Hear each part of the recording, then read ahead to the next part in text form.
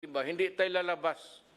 Mag-usap tayo ng COVID at ano ang resulta ng pumasok na yung virus na yan o virus. But I've been pronouncing it virus anyway. Ganon yan. So hindi tayo maglabas dito. COVID lang tayo at ano ang problema na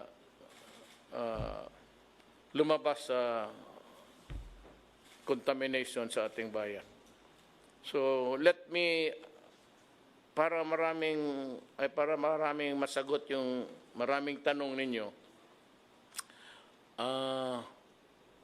Tatawagin ko si Secretary Bautista ng DSWD para mag-presentation at magsabi sa tao kung saan na yung pera at ano ang nangyari as of now, itong panahon ito. Secretary Bautista, you can... Fellow Cabinet Secretaries, maayong hapon. Sa mga nanonood ngayon, magandang hapon din sa inyo lahat. Unang-una, nais ko lang ipahatid sa inyo na nung dumating ang 100 billion sa initial tranche para sa cash annihilation program, ay in a matter of 3 to 5 days, ay naibaba namin kagad ang kaakulang ayuda para sa ating mga 4-piece members.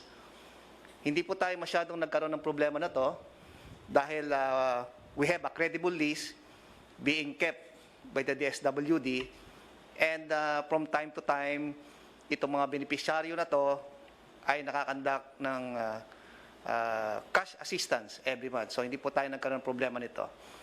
Kasunod din po noon ay nag-payout din po tayo sa mga transport group beneficiaries.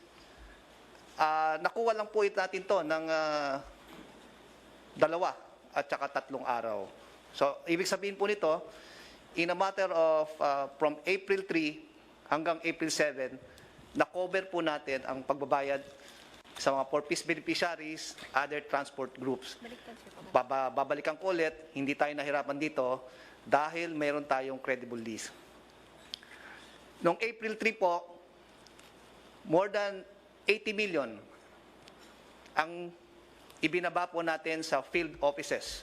Ibig po sabihin nito, talagang yung mga budget allocated sa mga field offices para implement ang social amelioration program ay makarating kagad sa kanila. Kasi alam naman natin na sila ang mag-implement in coordination sa mga LGU. Nung natanggap po nila ang amount na 80 billion, ay dito na po nakipag-coordinate po sa mga local government units sa municipal, city, social welfare development, para po i-transfer natin ang pondo sa kanilang LGU. Ang naging konsepto po nito ay sa tulungan ng AFP, PNP, DSWD personnel, other monitoring groups ay tutulong para sa implementasyon ng social amelioration program. Dito po naranasan natin na merong, sabi natin, naging problema kasi po ang listahan ng mga taong babayaran ay hindi po available. Siguro, ang in-expect po namin noon na ang LGU, dahil alam nila ang kanilang constituents, ay they have the profile, the names, the work, and other livelihood activities ng kanilang mga nasasakupan. Dahil po hindi rin nila masyado kabisado o sabihin natin ding may kakulangan sa mga listahan na yon, dito na po nagkaroon ng problema. Pero kung tutusin po natin ay ito po ang unang pagkakataon na dumaan tayo sa sitwasyon na to. Kaya naniniwala ko na sa unang sitwasyon na to, masasabi kong walang perfect na sistema.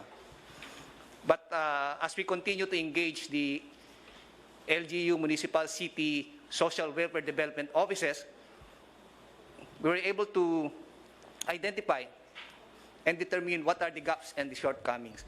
And hopefully in due time, we will be able to have it distribute the cash amelioration systematically and orderly.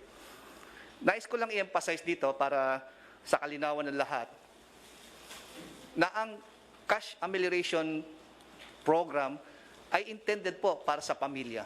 Uulitin ko po, ito po ay intended sa pamilya. So, ibig sabihin nito na ang isang head of the family ay bibigyan po sila ng social amelioration card at dito po nila isulat ang kanilang profile. Bakit natin pinapasulat sila sa social amelioration card? Para po makita kung ano pa ang mga tulong na naibigay sa kanila. May mga pagkakataon na isang pamilya o ang isang miyembro ng kanilang pamilya Okay lang, sir. ay benepisaryo rin po ng DOLE. Benepisaryo rin po ng Department of Agriculture or even DTI. Naayon po sa batas ng Bayanihan Law na dapat ang isang pamilya ay makakatanggap lamang ng 5,000 to 8,000. Depende sa minimum wage rate sa isang rehiyon. Ang magiging problema po natin to, kapag hindi po na-validate ang isang pamilya, magkakaroon po ng duplikasyon ng mga benepisyong ibibigay sa kanya. Ano pong magiging epekto nito? Mababawasan po ang mga benepisyaryo dahil ang isang pamilya na nakakatanggap ng, sabihin natin, kung hindi nabantayan, nakakatanggap ng 1, 2 o 3 ayuda sa mga iba't ibang ahensya. Pero kung susundan lang yung sinasabi nating isang ayuda lamang, yung mga sobra doon ay maaaring ibigay sa mga nakakarami. Kaya ayun ang ina-emphasize namin talaga na dapat sa pamilya. Yung mga other documentary requirements, mga basic documentary requirements na kasunduan ng LGU, Municipal City Social Welfare Development Offices, ay kailangan po yan dahil sa transparency and accountability. Alam naman po natin na may mga pagkakataon na may mawawalang pera o hindi mabibilang ang pera,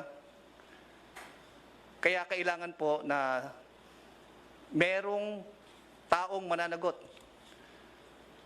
taong sasagot kung sakaling hanapin ang mga pagkukulang na pera. Pero ito ang ina-encourage ko sa ating mga kapatid na dapat we should be a vanguard in the distribution of the social amelioration program. Dapat lumakas ang ating boses dahil alam naman natin na ang social amelioration program ay people's money, no? Coming from the people's tax. At hindi dapat po ito masayang o magamit lamang ng mga taong iniisip ang kanilang sariling interes. Ang akin lang pong advice sa ating lahat na this is not the time for blame game. Dapat the more that we should help one another in any form we can. Katulad ng ating sinasabi ng ating presidente na this is an opportunity for us to show to our people that we are worth a public servant and only looking after the welfare of our brothers and sisters. So, ayun lang po ang aking mensahe. Ang DSWD po ay gagawin ng lahat na tulungan ng ating mga LGUs para masigurado natin na mapadali, mapabilis ang pagbibigay ayuda under the Social Amelioration Program. Maraming salamat po. Would like to Chief implementor ng ating programa si Secretary Lorenzana sa Department of Defense. Magandang gabi, Ginoong Presidente, mga Magmaska kasi parang tayong long rangers dito. membro ng kabinete at ating mamamayan. Ako po yung chairman ng National Task Force ng COVID-19. Ito po ang ginagawa ng inyong task force ngayon. Ayos na po yung ating organization.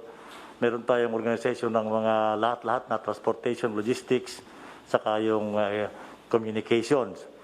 Naayos na po natin yung ating mga supplies ngayon. Nakahabol na po tayo ng ating mga PPEs na pinamili po ng PSDBM at saka ng DOH mula China.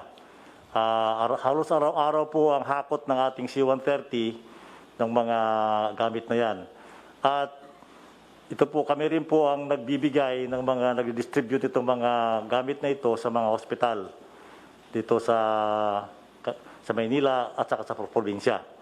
Tumutulong din kami ng paghahakot ng mga ibang gamit sa Mindanao at saka sa Visayas gamit ng ating mga Air Force planes. Ito pong isa pong pinagkakaabalahan namin ngayon ay ang maghanap ng mga lugar na pwede natin gamiting isolation wards ng mga apektado ng COVID. Marami na tayong nakita rito, yung World Trade Center, yung PICC, yung Rizal Memorial Coliseum, yung Tala, lahat ng QI, handa na po yan. At saka kahapon, nagpunta kami doon sa Philippine Arena ng INC ng Iglesia de Cristo at kami nagpapasalamat kay kapatid Eduardo Manalo kasi inoffer niya yung kanilang facilities na kung magagawa natin yon ay 2,000 beds ang ating magagawa roon. So huwag po kayo mag-alala, kami po ay mayroon tayong mga tao na mamahala ng mga dapat gawin ng ating probinsya. Kami po taga-implement lahat ng mga gagawin sa lupa. So huwag po kayo mag-alala at kami po nandoon ng araw-araw at 24 hours a day. Maraming salamat po.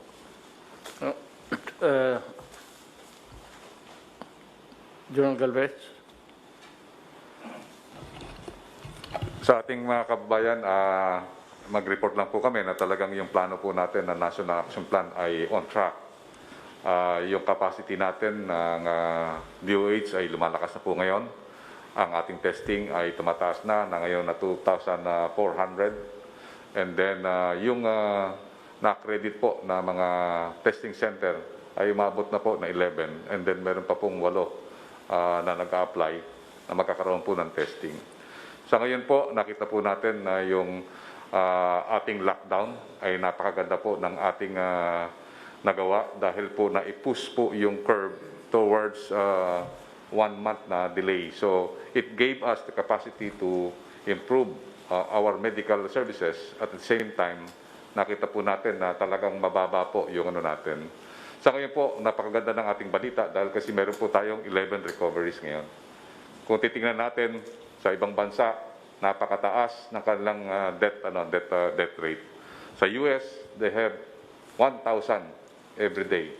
Sa atin, nakita natin, sa atin hindi pa tumataas ng 30 o nakikita natin nagdaan lang ng 8 hanggang 5 o hanggang mataas sa 10. Itong mga ito, nakikita natin napakaganda ng ating preparasyon kumpara sa ibang bansa. Nakikita natin na ngayon ang Japan na napakayaman, ang kanilang health services hindi maka-accommodate ng mga nangyayari sa kanilang mga cases. Same so with Singapore, they conducted the lockdown. Nakita natin na maganda ang naging desisyon ng ating mahal na Pangulo na tayo ang pinakauna na nagkaroon ng tinatawag nating yung travel ban sa mga bansa na nagkakaroon ng COVID cases. At nakita natin na ang ating hard decision, yung desperate decision natin, is paving the way for good results that we are having now. Yun lang po at maraming po salamat. Maybe Secretary Duque, then maybe Sunny would want to just say a few statements about after Secretary Duque.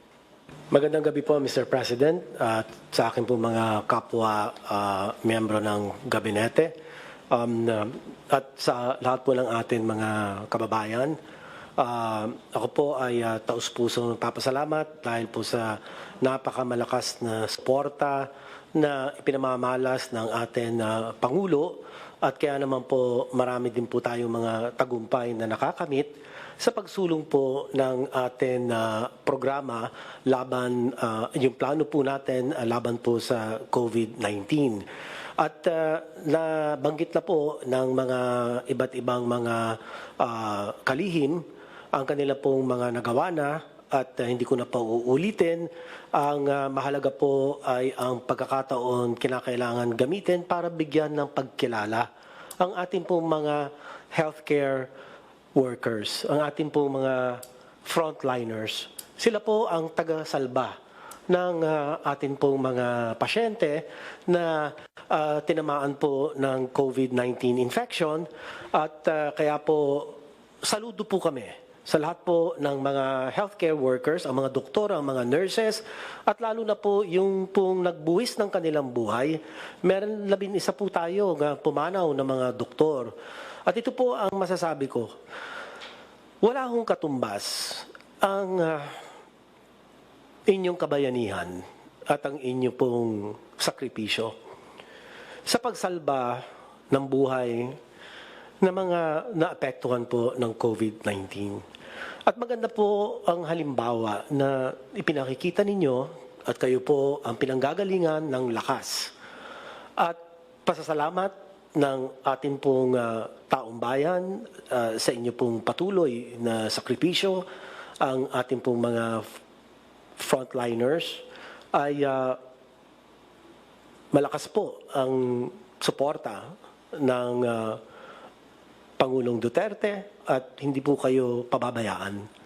Mahirap man po ang inyong trabaho, ngunit andyan po ang lahat po ng mga namumuno sa gobyerno para bigyan po kayo ng sapat na suporta, kagaya po ng personal protective equipment, ay kayo po ang number 1 priority sa pagbibigay po nitong mga kasangkapang ito.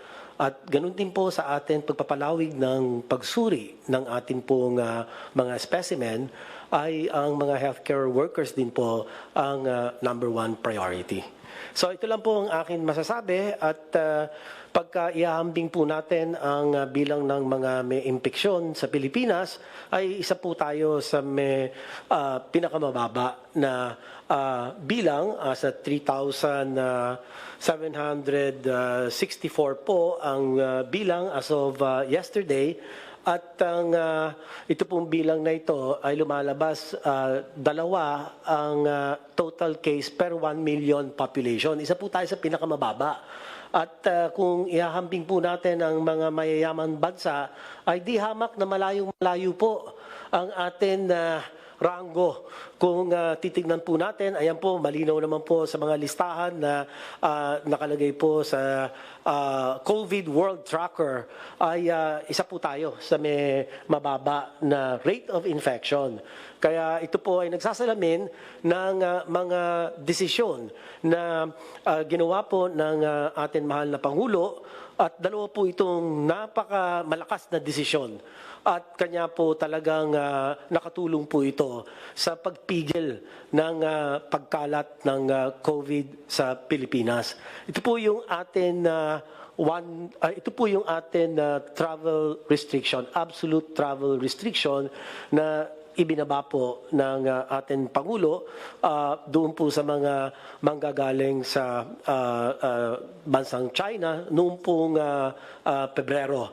At pangalawa pong magandang at malakas na desisyon ng ating Pangulo ay ang pag-lockdown, yung ating pong enhanced community quarantine.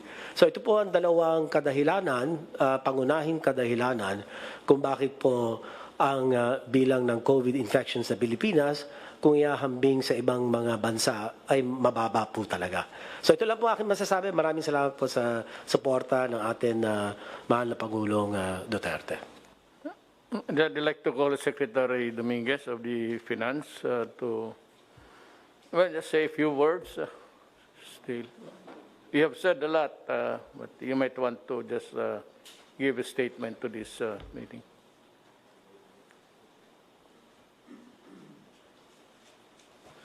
Gandang gabi, Mr. President at members ng Cabinet. Before we start, tignan natin kung saan tayo nanggagaling sa in terms of the economy ho. Nung pumasok kayo noong 2016, ang order niyo ho sa amin ay is to manage the economy for the welfare of the Filipino people. Ang ibig sabihin nun, lahat ng collection natin ng taxes should be collected efficiently at lahat ng gastos natin should be very conservative and really wag tayo magwaldas ng pera. So, ang resulta ho nun ay maganda yung position ng economy natin. So, kaya even though we have a bad luck to have this COVID-19, we are very well prepared. Ang growth natin from 2016 ay average 6.4%. Yung collection natin ng income ng government is the highest in 22 years as a percentage of our growth. Ang utang ho natin has gone down to the lowest it has been in terms of percentage to GDP, and it's only now 41.5%. Dati ho, 70% of GDP yan. Ang inflation ho natin, bumaba na. So it's, last month it was 2.5%, and it is within our target of 2 to 4%.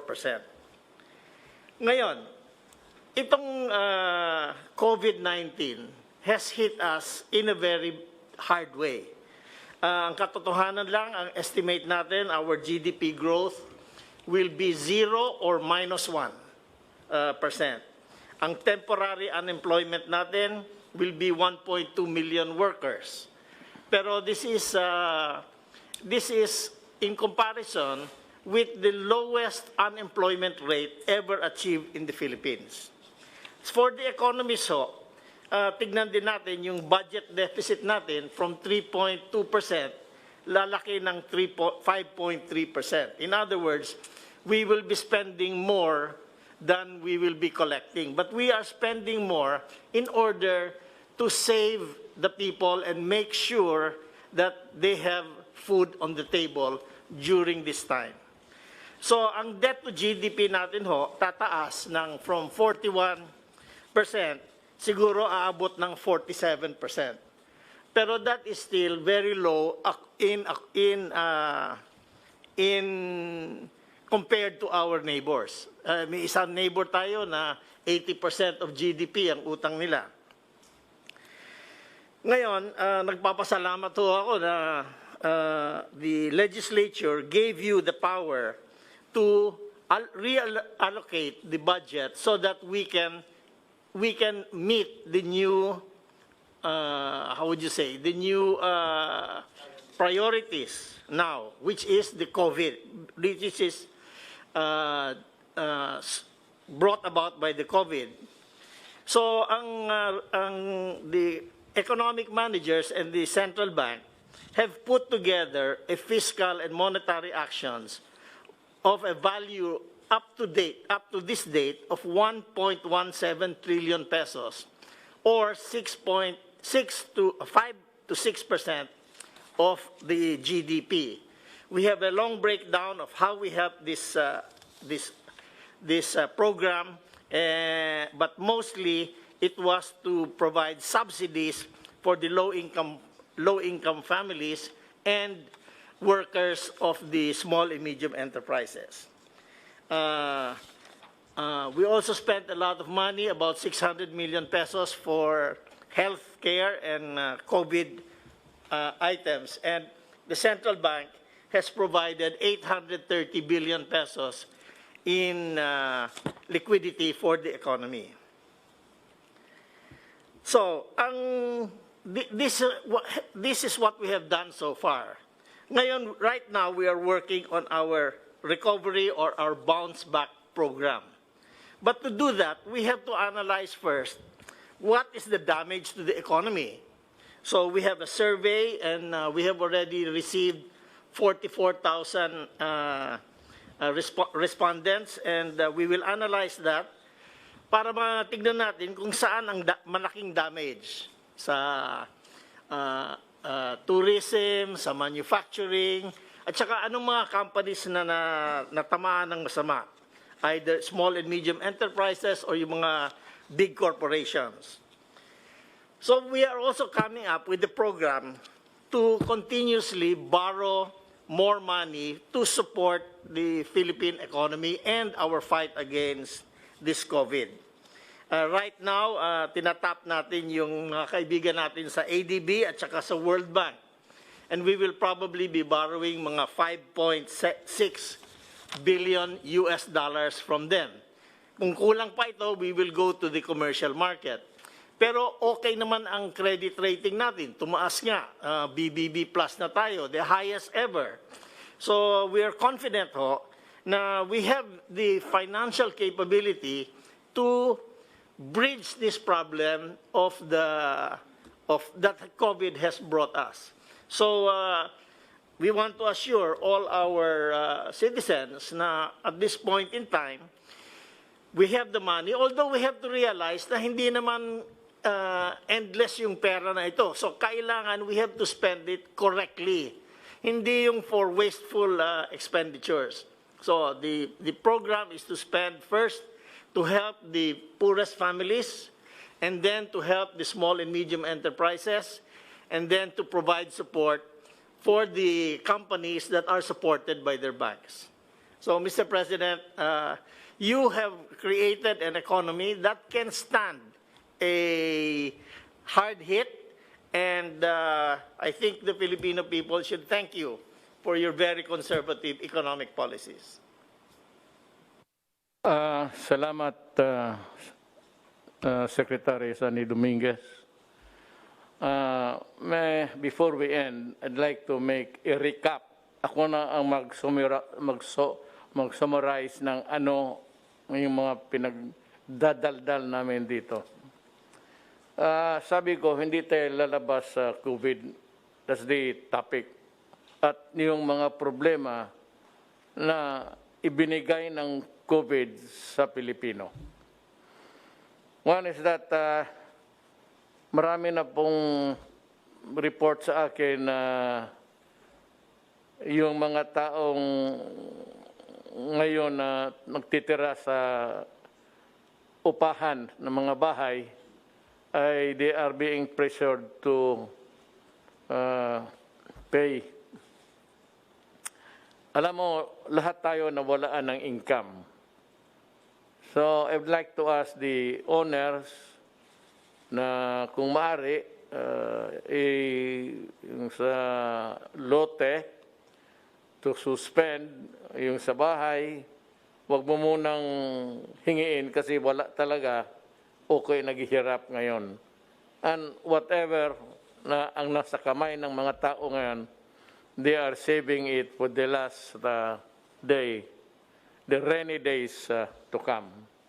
Nandiyan naman yung tulong, pero ito ang gusto ko ninyong maintindihan. Yung pinagdadaldal ng isang congressman na ulol, torpe, na may 300 billion binigay ng Kongreso, hangin ho lahat yan. wala pa yung pera na yan dito. Yung budget for next year, we are preparing it now. Yung budget na pinapatakbo natin was prepared last year. But COVID was not included in that budget.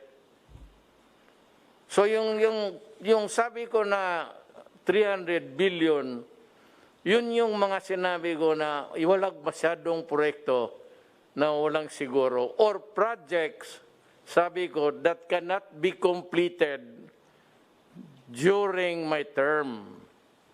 Sabi ko sa kanila, Wendell Abisado sa budget, and Sunny Noset is from Davao, Congressman Nograles, na nabi ko sa mga tao ko, last year, mag-isip kayo ng budget that can be implemented at matatapos sa termino ko. Ayaw kong lumabas sa opisina na mayroong mga project na hindi natatapos. Kaya kung hindi lang man importante, ang suggestion ko sa Finance, kay Secretary Dominguez, be sparing. Yun na lang mga projects na talagang makikita mo at matatapos natin at makita ng mga tao.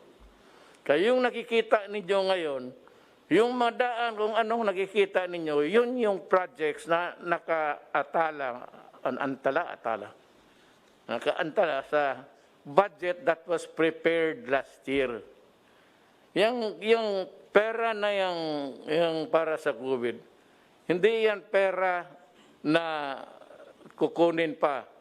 Yan ang nireserba ni Secretary Dominguez na may pang buffer zone tayo at may maiwan tayong pera bago tayo umalis sa gobyernong ito. Yun ang totoo dyan. Ngayon, yung pera na sinasabi ng tong ulol na abogado naman sana, pagkatorpe po. I think your brain is melting. You're a lawyer, bagay. Economy man ito. Saan ka nag-aral, ewan ko. Yang pera, yung pinoprogram last year na ngayon, ito yung budget na guide na pera na makakolekta natin. So, ang fiscal year is divided ito, first, second, third, fourth quarter. Ang ginagamit ng natin, yung nakakolekta natin ngayon. Yung sa budget na nakaprogram, hindi na matuloy yun dahil sa COVID, nag-ikis ang panahon. So yung may mga project ngayon, baka ilagdag ko yung malalaki pag nagkulang ako sa pera para sa control sa COVID. Magastos itong inang kalaban na ito. Hindi mo makita at lahat ay tinatamaan, hinuhostage tayo. Sabi nga doon nag-Facebook sa akin, natatawa na lang ako. Paano natin labanan yung COVID kung nagtatago tayo? Hindi mo kami pinapalabas ng bahay. Alam ko, minsan bastos ako magkwento, magbiro. Pero totoo ka talaga, tama ka. Kaya pamatong na pinapaalis ako kasi wala akong solusyon. Sige, tama. Ikaw na ang presidente. Kaya sabi ng mga sundalo, nasaan ka na? Kasi mag-report na sila sa iyo. Hindi ka man nila nakikita, where are you? Kasi kung nakumbinsi mo ako na you have medicine to cure COVID in 7 weeks, anak, sabihin ko sa iyo, kung totoo yan, Adre, ako na mismo ang magtulak sa ulo ko dyan sa Pasig, gago, umalis ka na at dumating na ang santil mo ng...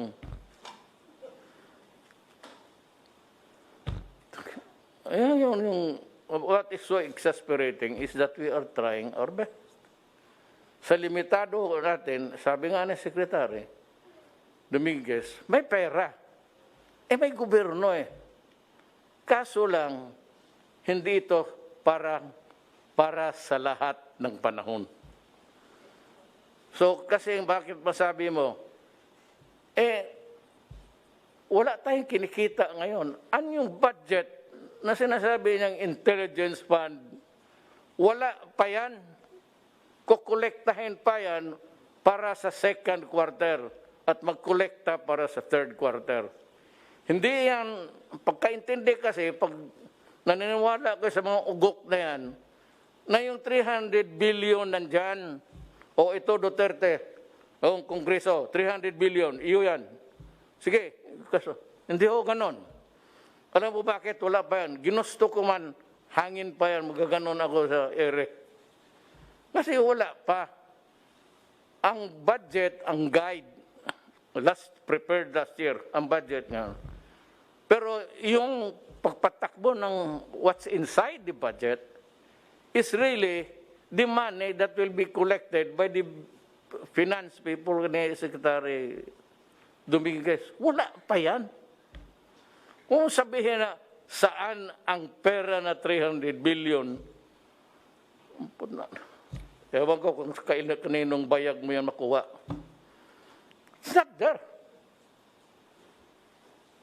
Magkukolekta pa ako ngayon. Masunod ba yung collection mo? Hindi. Bakit? Wala na. Ang ekonomiya patay. Walang negosyo. Walang nagbayad. Wala yung nagtatrabaho na kaltasan yung sildo nila. There's no source of income now. Except may perhaps yung fixed assets natin.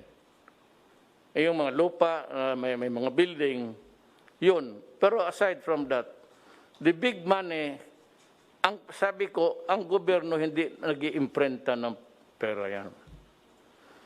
Ang gobyerno gagastos lang sang-ayon sa ekonomiya mo. Economy is really yung GDP na sinasabi na dito. It's actually income.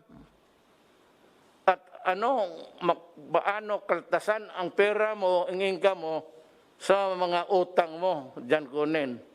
Ang utang mo, GDP. Ang utang mo, marami kang utang, hindi marami kang babayaran, walang matira. Minsan meron, kukunti na lang. But what is important really is, makinig kayo kasi, alam mo, kung hindi kayo makinig, and if you persist on listening to the idiots of this world, itong mga Pilipino, talagang madali ang pagbabagsak natin. So you listen very carefully because we are trying to save not only an economy but the country. Help the country alive. I am not asking you to help the economy. Wala kayong maitulong pati ako. So you just try to, do something that is not precipitate statement. That would cause trouble na manggaling doon ang problema kasi mahihirapan na tuloy tayo. Pero kung gusto yun nila ang mangyari, sabi ko sa akin, it's up to the Filipino people. If you decide to listen to the insane, Amatong and company, pati yung congressman dyan, doon kayo. Ngayon, kung magsabi kayo, saan na yung pera namin na 300 billion? Wala pa po yan. Kukolektahin pa yan. O yung sabi, 270 million. Wala pa po yan. Kukolektahin pa yan for the second and third and fourth quarter sa ating kikitain. Yan ang totoo dyan. So, lamang mo lang na yung mga, alam mo, may panahon, yung mga lessors, do not tempt the gods. Kasi pagka hindi ito naayos, ang COVID, mapurnada talaga tayong lahat. Huwag din yung madaliin. Sabihin ko sa inyo, think of a COVID ganitong sitwasyon, tatakbo ito ng 2 years. Ngayon, anong silbi nagawa? Hindi lang ako, lahat. military, police, doctor, the medical world especially. Andi itong mga police na awa ko, checkpoint. Butit na lang early on my term may ginawa ako para sa inyo. Sipin na lang kung na ito na nakikita ko na noon pa. Itong COVID na ito, sinusundan ko talaga. Kasi sinasabi, come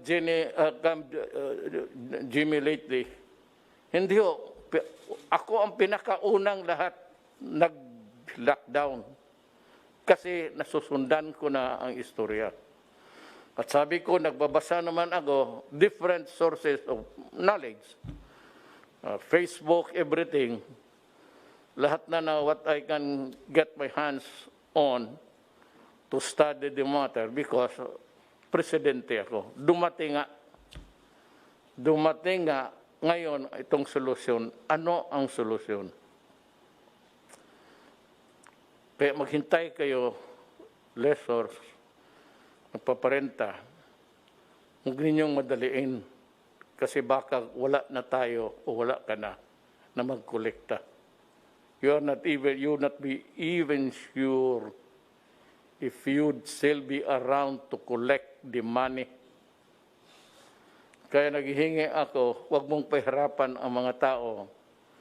Kasi pag ang tao, in-evict mo, walang korte. Hindi naman ako nagpakamarunong pa sa mga judges o the judicial department of the government. Kung magsabi ang i-evict mo yung tao ngayon sa bahay, sabihin ko talaga si Rep, putak, wag mong sundin yan. Kung ako nag-warning lang ako, ipilitin ninyo hindi makabayad ang pamilya, itapo ninyo, sirahan ninyo yung bahay. Sabihin ko, buksan ninyo yung bahay. Papasok mo uli yung pamilya. Punta ka ng korte, sabihin ko na, huwag kayo maniwala sa korte. Hindi makakatulong yan. Hindi sana gusto ko ng anarchy. Pero at this time, makialam ako sa lahat ng opisina. It's because it is my duty to preserve the nation. And the only way I can do it is really to impose order. Ngayon, kung sundin mo lahat ang batas para makapabor ka under the law, but itong panahon ng COVID, hindi naman talaga natin gusto at nandito, at gagawin mo yan, magsalubong tayo. Sabihin ko sa iyo, magsasalubong tayo. I-evict mo yung tao, pupuntahan, personal ko, pupunta ako, sabihin ko, ibalik mo yung tao. Huwag mong itapon dyan sa daan kasi tayo ang mag-inkwentro. Kung hindi mo naman pala gusto mo tumulong ng kapwa-tao mo, sunugin na lang natin yung mga apartments mo. Total, may bumbiro, tawagin mo. Huwag ganon. Huwag ninyong i-pressure. Ayaw kong gustong magsalita na ganito. Parang hold upper. Pero if you interpret it that way, hold up talaga ito. Hold up mo kami sa aming mga pinaghirapan namin o itong mga to. Ako lang hirap ako magsalita. Sikip ko kasi lahat sila naka-maskara. Mahiya naman ako kasi ang order ko, huwag kayong labas, ang walang maskara. Tapos makikita ninyo lahat sila, ako lang ang hindi. So, maghingi ako dyan sa mga sundalo. Binigyan nila ako. Pero ang binigyan nila yung para sa mataas na ilong. Kaya nahulog kasi wala akong ilong. Hindi naman ako. Saan ba niya bila ito sa Amerika? May ano pa, may parang ano pa dito, hangin, mahigop mo. Maliit naman yung butas, let's say, baka labas-pasok ang COVID dito sa mukha ko. Well, anyway, ganon. Nakikiusap ako. Nagmamakaawa ako sa inyo. Huwag ninyong pilitin ang mga tao ngayon. Walang pilitan. Kasi talagang mag-iengkwentro tayo. Hindi talaga ako papayag. Huwag ninyong akong pilitin to go against the law. Because if the law says that you are entitled to this and that, but it will work sa kapwa-tao mo ngayon, biro mo, i-presyo mo, paalisin, ay puta. Sabi ko, maghanap ka ng panahon sa buhay mo. Kung may buhay pa tayong makarating. Alam mo, ulitin ko. COVID, anong sagot? Vaccine. Walang vaccine, COVID stays. Yan ang totoo. Bigay ko sa inyo ang totoo. So, magmaskara tayo kung wala pang vaccine mga Christmas time. Sabay na tayo sa mga hold-upper. Pareho na tayo, pareho na lahat. Ganitong bisa ng mga unggoy. Di, sabay na tayong lahat. Hold-upper na tayo. Naiinis ako alam mo, dandahan lang. Sabi nga ni Secretary Dominguez, may pera. Do not pressure anybody or a poor person just because you have this right. It is not the time for you to pressure other people because of your right. Ay, sabihin ko sa iyo ulit, mag-iengkwentro tayo. Sigurado yan. Taga ninyo sa bato yan. Hindi ako papayag. Ang mga papayag, sinong tawagin niyo? Pulis. May mga pulis, umalis kayo dyan, pulis. Get out. Wag mong... Kasi pulis, mag-riot yan. Kung lahat na nag-uupa kayo, paalisin nyo, yung isa, pinaalis o paalis, magra-riot, sinong... Di kayong pulis. Lumamili kayo. Saan kayo susunod? Are you ready to confront the violence that will be created? Or you stay with me? Because I will make the decision para sa lahat. For the common good. So yung baka balang araw, as we go along, marami man namang mahilaman si Sonny. Sabi niya, we can generate funds. Sabi niya, marami ang nagpapautang sa atin. Ngayon, kung makabayad ba tayo, di hanapin nila si Dominguez, bakit tayo? Kung hindi tayo nakabayad, ako ba ang nagsabi na, si Sonny man yan. Pero sabi ko, classmate kami nito. Since kindergarten, valedictorian yan. Kaya bright siya. Pag nasabi maraming pera, sabi ko, ang huli nito, alam ko na ano. What is the end game? Pag maubos talaga ang pera, ipabili ko lahat ng propiedad ng gobyerno. Yang cultural center, PICC, yung lupa dyan, totoo. That's the last na pag wala na akong makuha and we are about to sink and really sink, I will sell all the assets of government. Tapos itulong ko sa tao. What is important is na saan yung pera ninyo? Importante maintindihan ninyo yan eh. Kaya sa mga text, saan na yung 300 billion? Adre, hangin yan. And it will continue to be a hangin pag second quarter, mag-break, the economy will, mabutit na lang, sabi ni Secretary Dominguez, he's assuring that we can still stay afloat. Lulutaw pa tayo, pero sabi niya, huwag ka lang magsabi na kung kailan. Kasi yung mga tao, hindi mo mabigyan ng hope. Ako, magbigay ako sa inyo ng hope. For the time na nandito ako, ako ang control, ibigay ko lahat. Yung pagbili ko lahat, pati propiedad ng kung saan, ipagbili ko. Ngayon, ibibigay ko sa inyo yan. And do not worry about the money.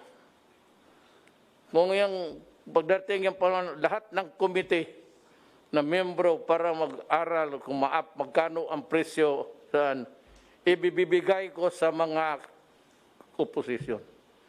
Ibibigay ko sa torpe na abogado nito. Pati ang gawain kong chairman si Amatong. Sige, kayo ang mag-negotiate para wala kayong duda sa amin. Kung ano lang kikitain. Kung napagbili ang cultural center ng 50 mil, wala tayong magawa. Yun ang negosasyon nila. Ayaw ko makialam kasi alam mo bakit? Sabihin mo na yan, bilyon-bilyon yan. Magkano ang kickback nila? Kaya gusto ko lahat ng negosasyon, kung may ipagbili man ako, if ever, if at all, ganito. Mag-usap kayong magkano ang valuation, magkano yung renta dyan sa mga complex, magkano ang bayad nila. Bigay ko yan sa, siguro 5, dawala lang ang membro na taga-gobyerno. Sige, kayo ang mag-negotiate. So, uli, yung sabi nga nila, hindi yan individual, be counted by families. Kayo itong Pilipino. That is a lesson. There's always a lesson to be learned. May leksyon talaga ang buhay. Kaya hindi kayo maniwala. Ngayon, dumating yan sa inyo, kung hindi kayo, except those na nakuha talaga nila ang sakit because wala silang choice. Kaya mga doktor namatay, mga pulis, humaharap sila mga nurse, may tama silang lahat. Kaya yan sila ang pinagdadasal ko number 1. Na lahat niyang nasa ospital ngayon, yung lahat na nakipag-ugnayan sa may sakit sa mga bahay-bahay. Unahin mo yan sila, Diyos.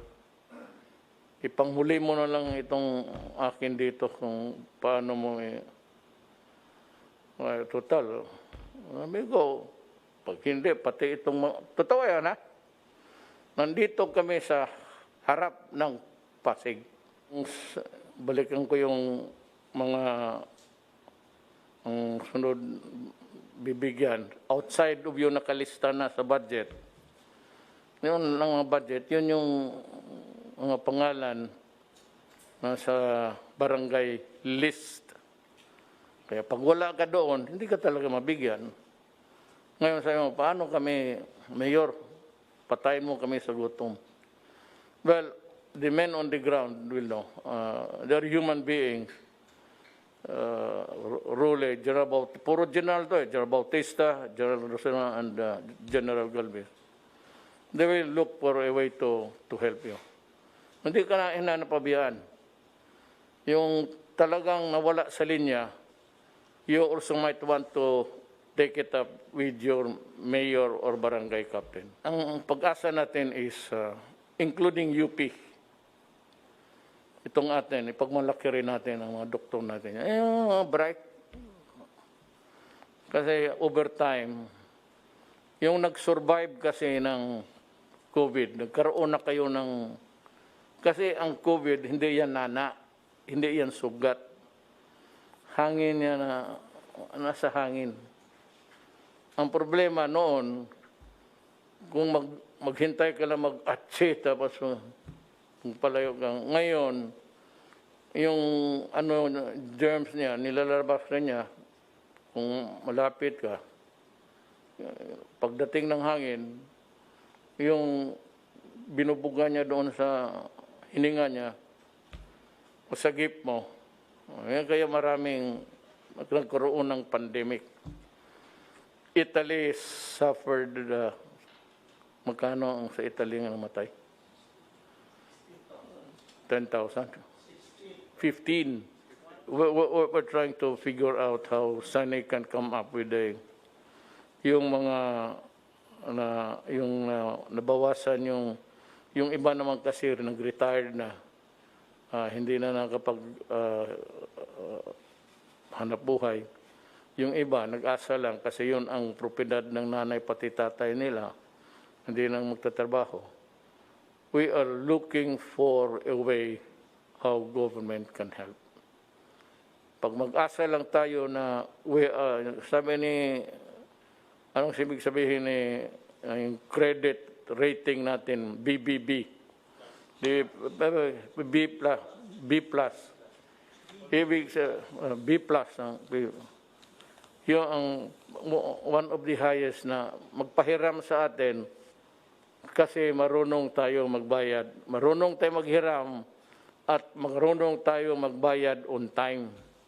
Kaya yung sinasabi ni Secretary Dominguez, ang credit rating natin is B plus, which is halos nasa A na. So, magkano utang natin? Well, it could go into trillions. But ang Japan is 300 trillion ang utang. Pero gumagana sila kasi ang ekonomiya nila, they have the capacity to pay. Basket trillion, ang kumikita naman sila ng trillion rin. Ang mga taga-UP natin, yung gumaling na, nagkaroon na yan sila ng antibodies. Ibig sabihin, matatag ang antibodies nila. Matanda, bata, wala, babae, lalaki. Pag nag-survive ka ng COVID, ibig sabihin yung antibodies mo, yung panlaban mo sa virus na sa iyong katawan Hindi antibiotics, hindi penicillin, hindi biogesic, hindi lang. Ang katawan mo mismo ang mag-produce ng produce ng mga sundalo, lalabanan ang COVID. Ang mga taga-UP, they're trying to figure out, yung nakalabas na sa lahat na magmabuting loob kayo, and I think kung ako, I should volunteer. That is the way of thanking God that you have survived. Pakuha kayo, kasi yun ang dugo ninyo, yung plasma ninyo, yun ang i-inject doon sa mga tinamaan. So, yung katawan mo, makukuha niya yun, yung dugo na kapatid mo na Pilipino, makukuha niya yan. Kasi kung mahina ka, matatanda, kagaya sa amin, I don't know if my immune system is working efficiently. Sabi nga nila, ang vulnerable, yung matatanda. So anong solusyon, Duterte? Mayor, COVID, vaccine, bakuna. Kagaya ng kagat ng aso, that's the nearest that I can think of. Pag nakagat ka ng buang na aso, pag hindi ka na injection ng anti-rabies, you will die. Sigurado yan, walang antibodies, antibodies dyan. Pag hindi ka nabakunahan, patay ka. Yun namang sa COVID, hindi ito gaanong rabies na, it's not really a form of rabies, but yung mga tao may mga resistance, yung matatag. Yun yung mga tao na, hindi ko kayo iniintriga ha. Ito yung mga tao na, nandyan sa daan, araw-araw trabaho. Pero lahat ng nahigop nila na lahat na siguro yan. Kaya matatag sila. Ayun yung iba naman, genetics. In the meantime, we help each other as one nation. Hindi ako maggano kung if you still want a quarrel, go ahead. I said there will be a time for that kung mag-survive tayo. You can keep criticizing, pero alam ng taong bayan, alam na ng Pilipino, ano itong COVID at ano yung hakbang ng gobyerno. At importante ito, I was stressing it again and again. That's why I requested the presence of Secretary Dominguez. Saan yung pera? Sabi, saan yung 300 million? Oy, ugok, wala pa yan. Kukolektahin pa yan. Pag nakolekta na yan sa second quarter, yung pera na pag-ipon mo, ang batayan niyan is the budget prepared last year, which is being implemented now. Yung mayroon tayong savings, yun na yung sinabi ko kay Secretary Dominguez. Mag-ipon ka for the rainy days. Dumating nga talaga sa buhay natin.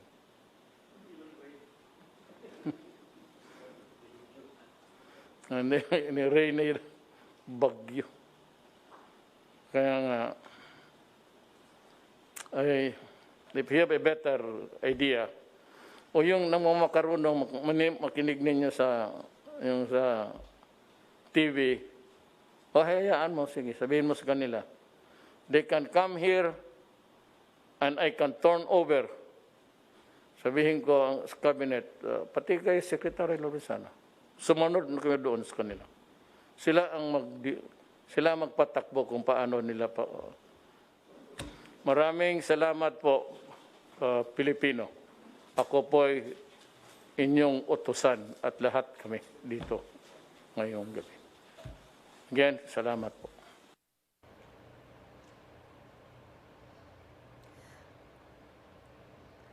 At yan po ang naging pulong ni Pangulong Duterte sa mga miyembro ng kanyang gabinete kaugnay sa COVID-19. Nabanggit ng Pangulo ang issue sa renta at nakiusap siya sa mga may-ari ng mga paupahan na huwag munang maningil ngayon dahil marami ang gipit.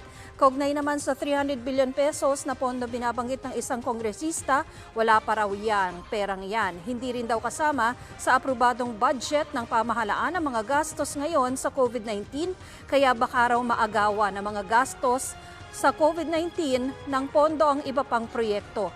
Handa raw siyang ibenta ang assets ng gobyerno kung kinakailangan. Muli ring iginiit ng Pangulo ang utos niyang magsuot ang lahat ng mask para labanan ng COVID-19, lalo pat wala pang bakuna para rito. Ang mga gumaling na raw sa sakit, sana raw ay mag-donate ng kanilang dugo para maibigay sa mga pasyente. Marami pong salamat sa inyong pagtutok, naway maging ligtas at makabuluhan ang inyong Semana Santa. Ako po si Tina Panganiban Perez, buong puso para sa Pilipino.